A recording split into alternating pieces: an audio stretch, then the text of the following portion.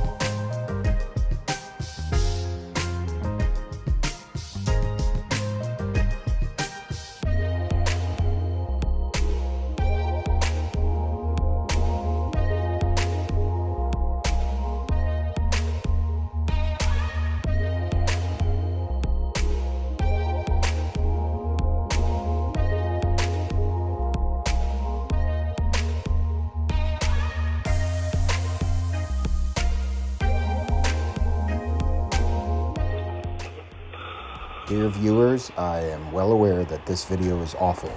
This is what happens when you don't pre-prep your camera and when the camera lens is completely fogged up. I left this and a couple of the other bad videos in just so that you could see some of the things that are down there, like the thousands of bottles and the sea life that makes its home down there, because you can still see some of it.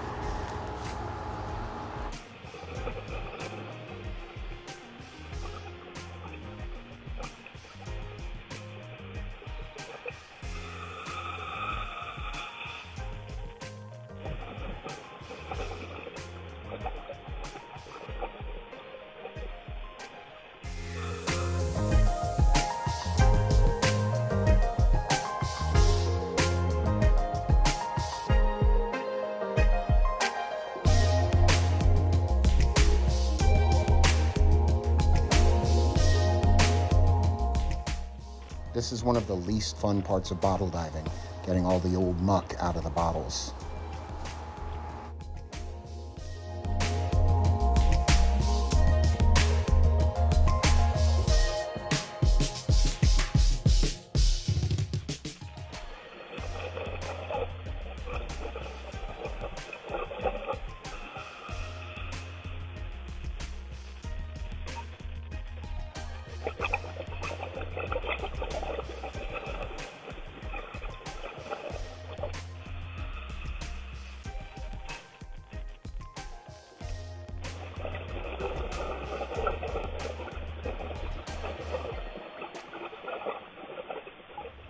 So hey, as you saw, I was horrible at pre-prepping my camera, so all those videos and photos were pretty bad. But hey, I did get a lot of cool treasures from the sea, so why don't we take a look at that? So first, we have this little thing that's got a chitin on it. I'm gonna throw back in the ocean in a minute. That is a chitin. Most of these bottles aren't really worth much. I mean, like a couple pennies, really, not much at all. And I don't usually bring up this many bottles, but I'm actually doing it for a purpose. I'm going to make a cleaning of bottles found in the ocean video for your entertainment. This is probably about 1950s or 60s soda bottle. That's pretty cool. So yeah, I'm gonna show you how I clean these puppies. That's an old Rainier beer bottle right there. Rainier beer, only the best, right? What else we got? That's another Rainier beer bottle. Something while I'm doing this, while I'm going through these old, it's probably like 1970s Rainier beer bottles. While I'm going through these old bottles and showing them to you, something that we take special care to watch out for. This is a 1940s soda bottle. Yeah, something we take special care to watch out for when we're bottle diving is that the bottles we bring up aren't homes to anything. And despite our best efforts, sometimes you bring them up and they'll have like that chitin, that little chitin on there. More often than not, if something's living in it, it's like a little Eastern Pacific red octopus. So we will try to make sure we don't bother those guys, but occasionally it does happen. And when it does, we put them right back in the ocean as quickly as possible. So this is just a big old soda bottle from back in the day. You can tell which side was facing up in the water, can't you? I got that one just for variety's sake. A lot of times I'll find old wine or champagne bottles that are from like the 1930s and stuff, and I'll be like, wow, that's awesome. That, not so much. So this, I get a couple of these every time I bottle dive. Not that I need any more because I have like 50 of them. But this is a 1930s or 40s Coke bottle. And back in the day, what Coke would do is they would have their glass manufacturers put the name of the city that they were going to on the bottom of the bottle. So this one has Tacoma, Washington on it. You can just barely make out the part Tacoma. And most of the ones I find down here say Tacoma, Washington. They're also embossed with Coca-Cola. That's cool. And some of them are called Christmas Cokes, but not this one. The Coca-Cola Corporation renewed its patent on that bottle shape, and the patent office accepted the renewed patent on December 25th one year, in the 30s, I think. And so some enterprising young man at Coke said, hey, why don't we put that patent number on the Coke bottles, because it's cool, it's Christmas. And now they're super rare. This is an old pop bottle from, I don't know, And it looks like it's got occlusions. It's got, like, you can see the glass bubbles in it and stuff. So that's kind of old. It's stamped. It's 2-part. So, and you got another cool soda bottle. The soda bottles back in the day had such cool design. Once I clean these up, you'll be able to see maker's marks and stuff on them. And I'll be able to tell you more about them. Here's another one from Tacoma, Washington. The word Tacoma and wash on it are a different size and font. So usually that's either the bottle maker was from a different company, or they just slightly changed their design. So what does this say? It says 15, I think, fluid ounces, OZS. And if it says OZS, because nobody uses ounces OZS anymore, then and you know it's an older bottle. So that's pretty cool. Love me them Coke bottles. I think I have one more. Yeah, one more Coke bottle. This another Tacoma one, maybe? Ooh, hard to tell. It's got something. I think it's a Tacoma. Yeah, another Tacoma. 3 out of the 4,000 that were down there. So, oh, I did get one more. What's this one? This says something different. It says something, Washington, but not Tacoma. This says Aberdeen, Washington. How about that? So this lovely bottle was being sent to Aberdeen and then got brought here and drunk here and poof, into the ocean. And finally, just because it looked cool, this little, maybe like oil, they used to put like CLR oil or engine oil or stuff like that, or even cologne and some makeup into these kind of bottles. So again, can't really see much of the manufacturer's information on it yet, but when I clean them up, I'll tell you more about them. So yeah, that'll be in an upcoming video. Anyhow, so that's one dive down. I'm gonna go change my tank, write my dive log, pre-prep my camera, and hopefully get some more good videos. Crossing our fingers. Anyway, that's the plan. I'll go make it happen.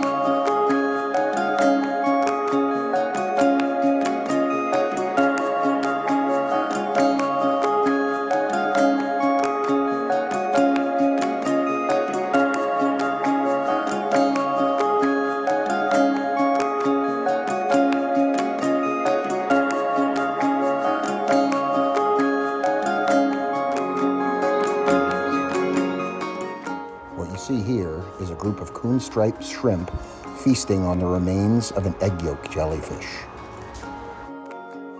These next two pictures show a penpoint gunnel hiding in a bottle from a ravenous group of coon-striped shrimp. He's surrounded by enemies on all sides.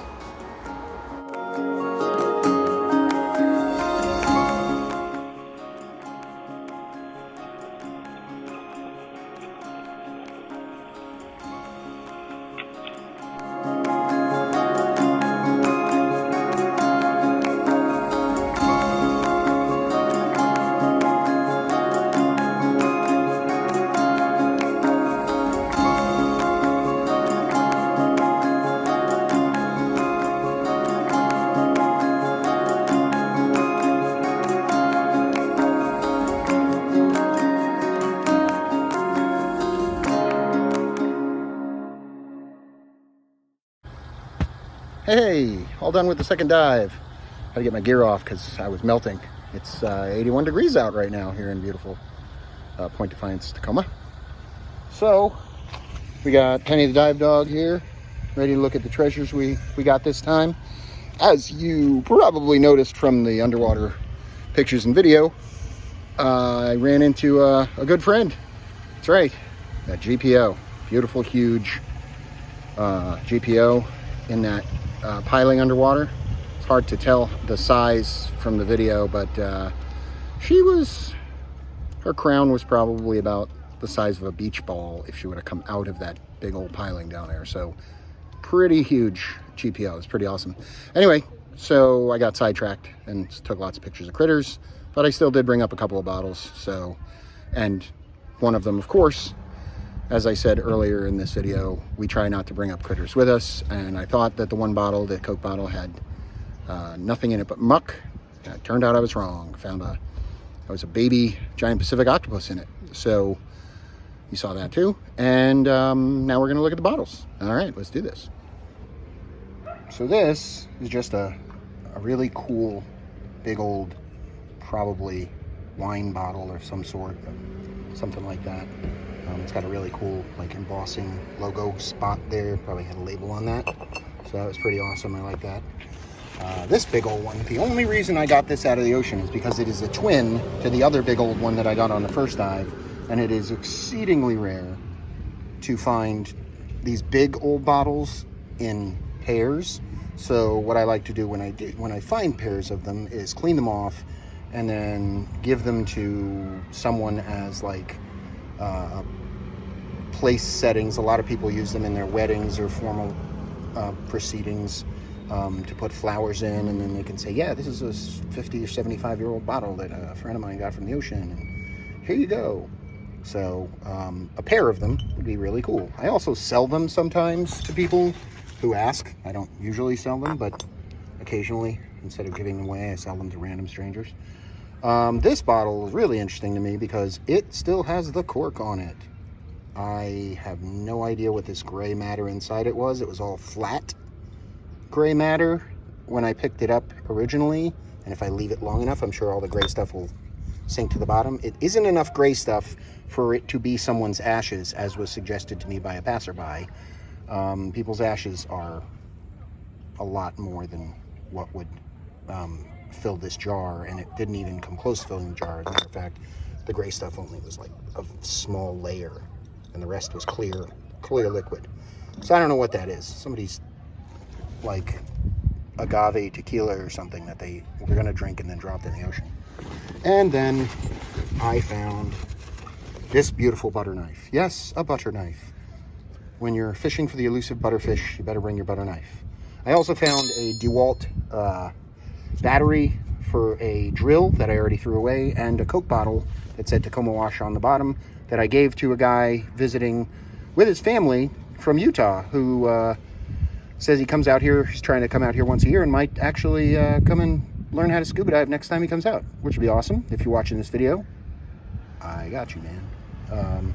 So yeah, I'm gonna put these away and we'll head home and do our wrap up with Bonesy Bess. So here we are back home after two fantastic bottle dives. As usual, Bonesy Bess, my co-host.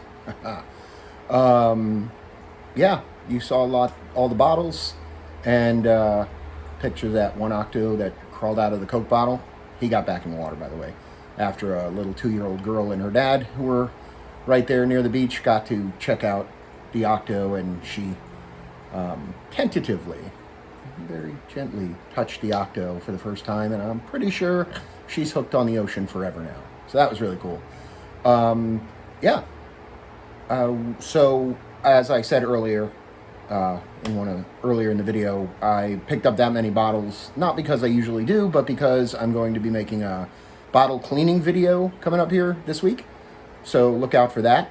I hope you enjoyed all those videos, even though some of them were kind of hazy because I didn't pre-prep my camera correctly.